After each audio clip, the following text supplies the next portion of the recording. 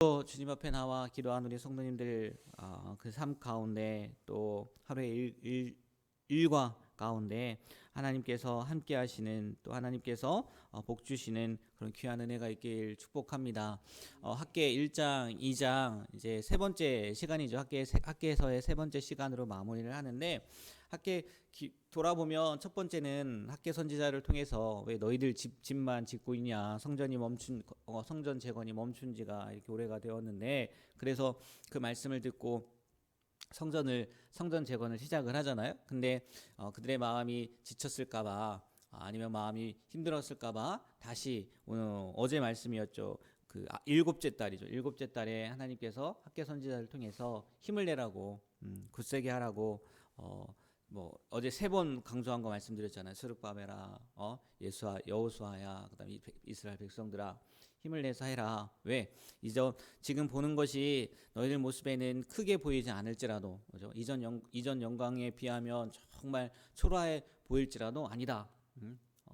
나중 영광이 지금 이전의 영광보다 훨씬 클 거다. 그러니까 그 믿음을 가지고 일을 해라. 성전 재건을 해라. 이렇게 학계가 하나님의 말씀을 대언한 거 아니겠습니까? 근데 오늘은 또 시간이 지나서 학계 선지자에게요, 하나님께서 이렇게 물어보라고 얘기를 하는 거예요. 뭐라고 물어보냐면 이 제사장들에게 율법의 원리를 물어보라는 거죠. 그 내용이 뭐냐면 제사장이 옷에 거룩한 고기를 싸는 거예요. 그러니까 거룩한 거, 하나님 앞에 드려진 뭐 제물이겠죠.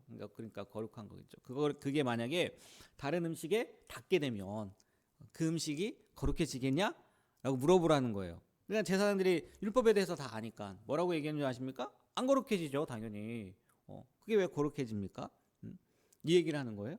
그리고 또 하나는 뭐냐면 시체를 만진 자, 부정한 자가 어떤 것에 닿는다. 그러면 그 물건은 부정해지냐, 안 부정해지냐? 네, 답이 뭘까요? 부정해진다는 거예요. 왜 이런 얘기를 하느냐? 이 원리처럼 너희들이 정말 잘 기억해야 될 게 뭐냐면 거룩한 것 전염되되 안 되지. 반대로 부정한 것 전염되되 네, 바로 돼요. 이게 무슨 얘기냐면 궁금해할까봐 그 다음 14절에요. 이렇게 얘기를 해요. 내 앞에서 이 백성이 그러하고 이 나라가 그러하고 그들의 손의 모든 일도 그러하고 그들이 거기에서 드리는 것도 부정하니라. 이게 무슨 얘기냐면 성전 건축을 시작을 했단 말이에요. 어느 정도 시간이 한 7개월 정도 지났나요? 좀 시간이 지났는데 이들 마음 가운데 그런 마음이 있었나 봐요. 우리가 성전을 건축하니까 우리도 하나님 앞에 거룩할 거야. 내가 성전 짓는 일에 동원되어서 이 거룩한 성전을 지으니까 하나님도 우리를 인정해 줄 거야.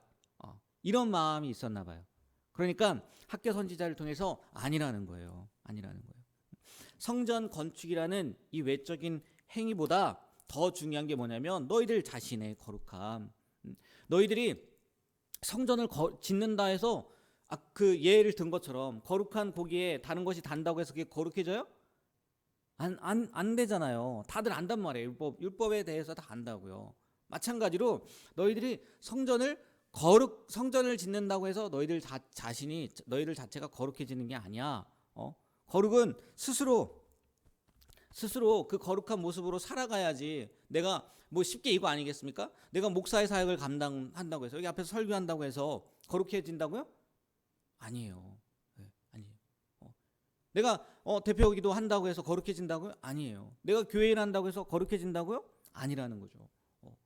그것을 기억하고 마음부터 내가 그냥 이거 하니까 좋은 게 좋은 거라고 그런 생각을 하지 마라. 내면부터 나오는 거다. 정말 그런 마음으로 성전 건축에 임해라. 그 얘기를 하고 있는 거예요. 그리고 또 하는 얘기가 뭐냐면 이들이 왜 축복을 받지 못했는지. 참 재미있는 게요. 16절 말씀 한번 보시겠어요? 16절. 예. 다 같이 한번 16절 말씀 한번 읽어볼까요?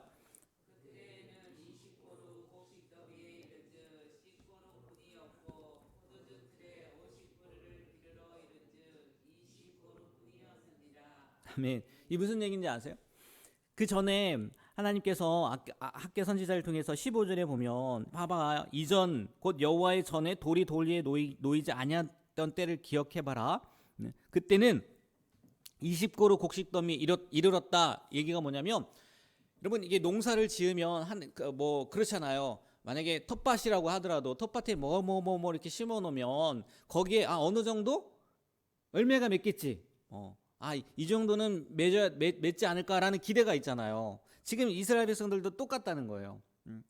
그 20고루 곡식더미 여기 그렇게 심어 나와서 최소한 이 정도는 얻을 수 있겠구나 해서 갔는데 몇 그루뿐이었대요? 10그루뿐이었다는 거예요.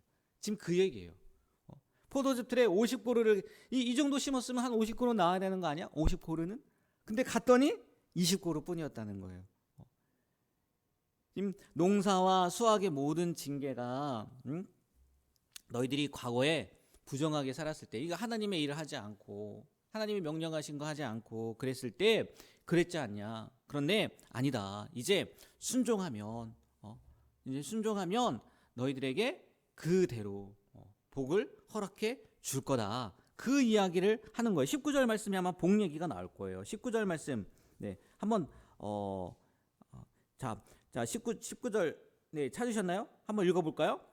곡식 종자가 아직도 창고에 있느냐? 포도나무, 무화과나무, 성려나무, 감람나무의 열매가 맺지 못하였느니라. 그러나 오늘부터는 내가 너희에게 복을 주리라. 아멘. 이제까지의 저주와 징계는 끝나고 이제 거룩함을 회복하고 앞에 얘기가 나왔잖아요. 거룩함을 회복해야 된다는 얘기. 회복하고 순종하면 그때부터 하나님께서 복을 주시겠다라고 이렇게 말씀하고 계시다는 거죠. 그리고 마지막 이 스룹바벨 성전 재건의 앞장서 총독이죠. 그 당시에 총독에게 다시 한번 확신을 심어주는 말씀으로 마무리를 하는 거예요. 23절이죠. 내가 너를 세우고 너를 인장으로 삼겠다. 인장으로 삼겠다는 왕권, 그 권위를 상징하는 거 아니겠습니까? 스룹바벨을 통해서 그 다윗 왕조가 이어진다. 나중에 이제 예수님까지도 이어지는 거겠죠. 그 이야기로 마무리를 하는 거예요.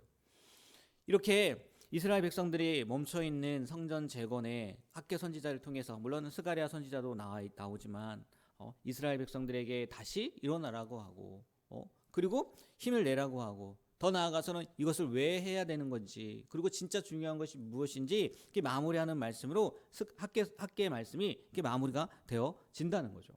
오늘요 이 말씀을 통해서도 우리가 깨달을 수 있는 게 몇 가지 있더라고요. 지금 이렇게 설명하면서 나온 것처럼 첫 번째는 그거 아니겠습니까? 부정한 거는요 쉽게 우리에게 전염이 돼요. 쉽게 전염이 된다고요. 제사장들한테 물어본 것처럼 부정한 것이 부정한 사람이 물건에 닿으면 그 문제는 그 물건은 어떻게 된다고요? 부정해진다는 거예요. 그리고 반대로 우리가 거룩한 고기에 쌓은 것이 다 닿는다고 해서 거룩해지지 않는다는 거죠. 그러니까 늘 어떻게 해야 돼요? 늘 조심해야 되는 거예요. 쉽게 이거 아니겠습니까? 주일 예배 드렸다고 해서 주중에 지은 죄가 거룩하게 바뀌어요? 네? 지난 주일 예배를 드렸어요. 거룩한 예배 드렸잖아요. 그럼 주중에 지은 죄가 내가 거룩한 예배를 드렸으니까 거룩함으로 바뀌어요? 아니라는 거예요.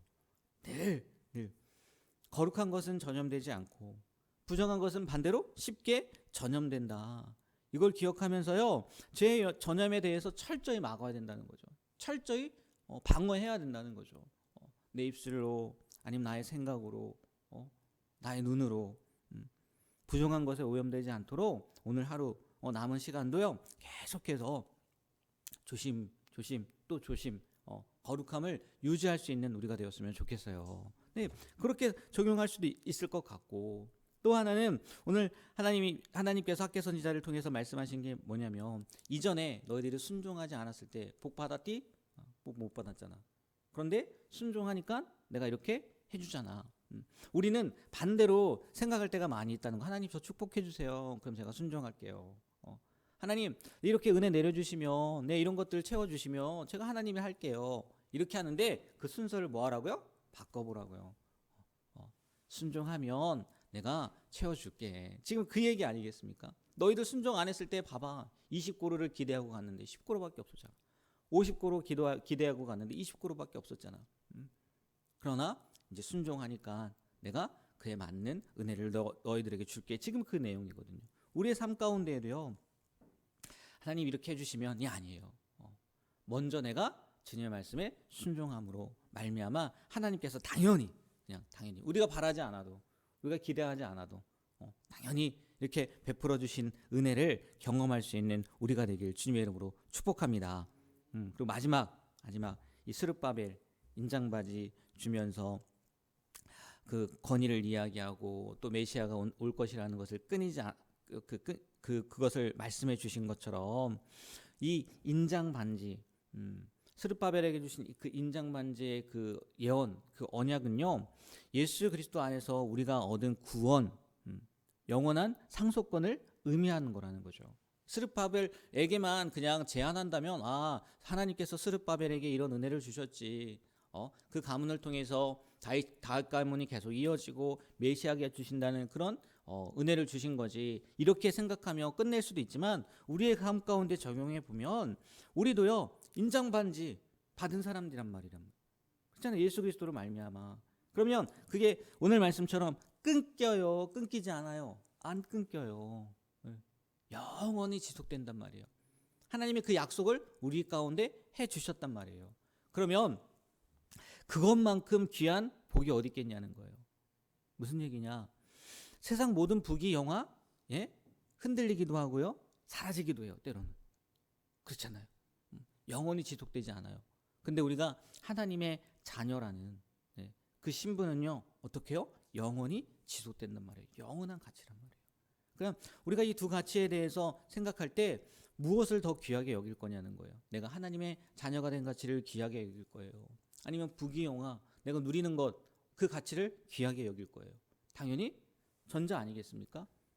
오늘도 그 하나님의 자녀가 되었다는 그 가치가 얼마나 귀하고 얼마나 소중한 것인지 기억하고 또 감사함으로 하루를 시작할 수 있는 우리가 되길 주님의 이름으로 부탁드립니다. 기도하겠습니다. 하나님 아버지, 우리에게 거룩함이 축복의 통로임을 오늘 말씀을 통해서 깨닫게 하시고 또 생각나게 하시고 또 그렇게 살기로 결단하게 하시니 감사드립니다.